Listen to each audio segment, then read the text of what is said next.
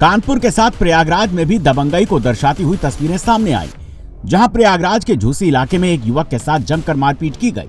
ये सारी तस्वीरें पास के सीसीटीवी कैमरे में कैद हो गई।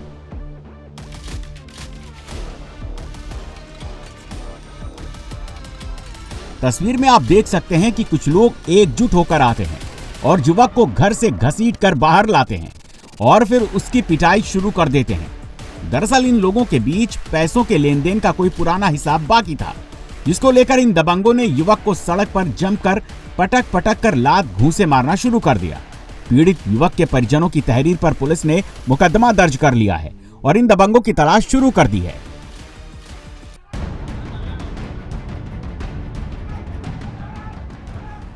वहीं बदायूं में जब सराफा दुकान में हथियारबंद बदमाशों ने लूट की कोशिश की, जनता ही जज बन बैठी और फिर इन बदमाशों की ऐसी खातिरदारी की गई जिसे ये जिंदगी भर याद रखेंगे।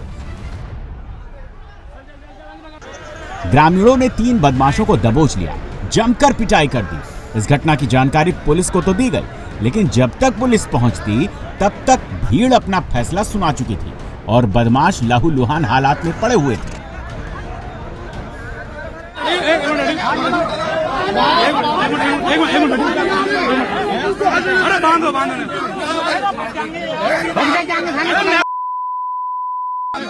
अरे बोला ए रस्सी ला, अरे रस्सी मार, रस्सी ला, अरे मारे मेरे गोली, रस्सी ला, रस्सी दोनों तमंचा छीनिए, रस्सी कहाँ है रस्सी।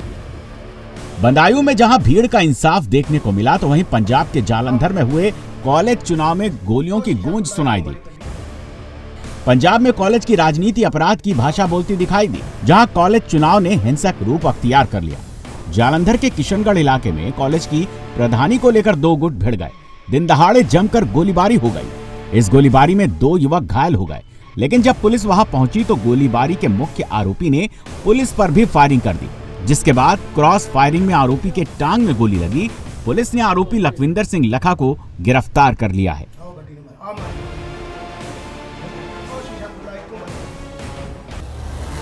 इधर उन्नाव में एक ई रिक्शा चालक के लिए रफ्तार जल्लाद बन गई, जहां एक पल की गलती की सजा एक शख्स को अपनी जान देकर चुकानी पड़ी। इस दर्दनाक हादसे का वीडियो भी सामने आया, जिसमें आप देख सकते हैं ई रिक्शा चालक जैसे ही रोड क्रॉस करने के लिए आगे बढ़ता है, तभी एक तेज रफ्तार से आता कंटेनर उसे टक्कर मार देता है। इसके बाद रिक्शा चालक को रौंदता हुआ वहां से फरार हो जाता है।